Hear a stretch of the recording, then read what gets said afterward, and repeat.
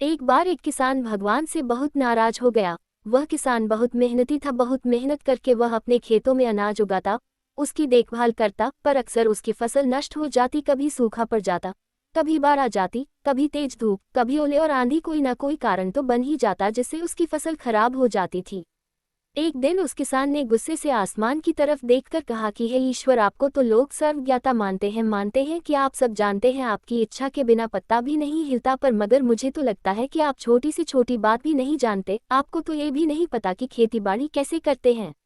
अगर जानते होते तो असमय ये जो बाढ़ आंधी तूफान आते हैं यह नहीं आते। आप नहीं जानते कि कितना नुकसान उठाना पड़ता है हम किसानों को। यदि आप मेरे हाथ में ये शक्ति दे दे कि मैं जैसा चाहूँ वैसा मौसम कर दूं, तब आप देखना मैं अन्न के भंडार लगा दूंगा। भगवान इस भोले भाले किसान के तीखे वाक्य सुनकर मुस्कुरा रहे थे। भगवान उस किसान के सामने प्रकट हुए और बोले, मैं आज से तुझे ये शक्ति दे रहा हूँ।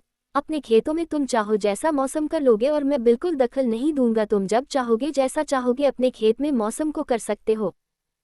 किसान बहुत खुश हो गया। उसने गेहूं की फसल अपने खेतों में बोई। जब उसे लगा कि खेतों को धूप चाहिए तो उसे धूप मिली जितनी धूप चाहिए, और जब पानी चाहिए तभी उसने खेतों में पानी बरसाया। आंधी तूफान बाढ़ कुछ भी उसने अपने खेतों पर आने नहीं दिया। किसान के खेत में इस साल ऐसी फसल हुई जैसे पहले कभी नहीं हुई, ऊंची ऊंची और हरी हरी। मन ही मन बहुत खुश हुआ और सोच रहा था कि अब सबूत के साथ दिखाऊंगा भगवान को कि इसे कहते हैं शक्ति का सही उपयोग। मेरी सफलता देखकर उन्हें अपने नियम जरूर बदलने पड़ेंगे।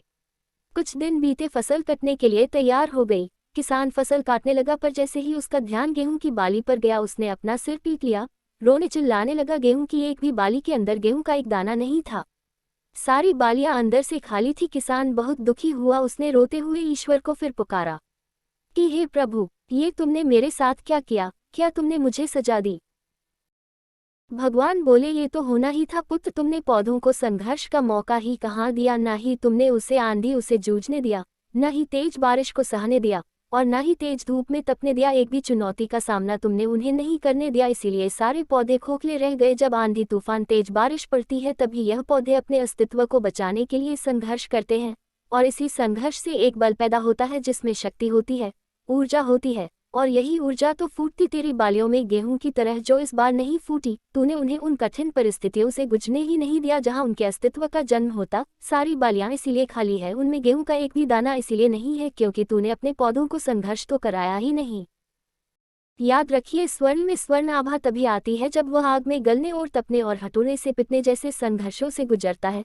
कोयले का टुकड़ा हीरा तभी बनता है जब वह उच्च दाब और उच्च ताप की मुश्किल परिस्थितियों से गुजरता है। इसी तरह अगर हमारी जिंदगी में कोई संघर्ष ही ना हो और कोई चुनौती ही ना हो तो हम भी गेहूं की बाली की तरह खोखले ही रह जाएंगे। हमारा कोई अस्तित्व नहीं होगा। विपरीत परिस्थितियां, चुनौतियां, समस्याएं हमें और अधिक निखारती हैं। यदि जीवन में मुश्किल परिस्थितियों में चुनौतियां आए तो घबराना कैसा, इनका सामना करना चाहिए। विश्वास रखिए, हम और अधिक निखरेंगे और मजबूत बनेंगे।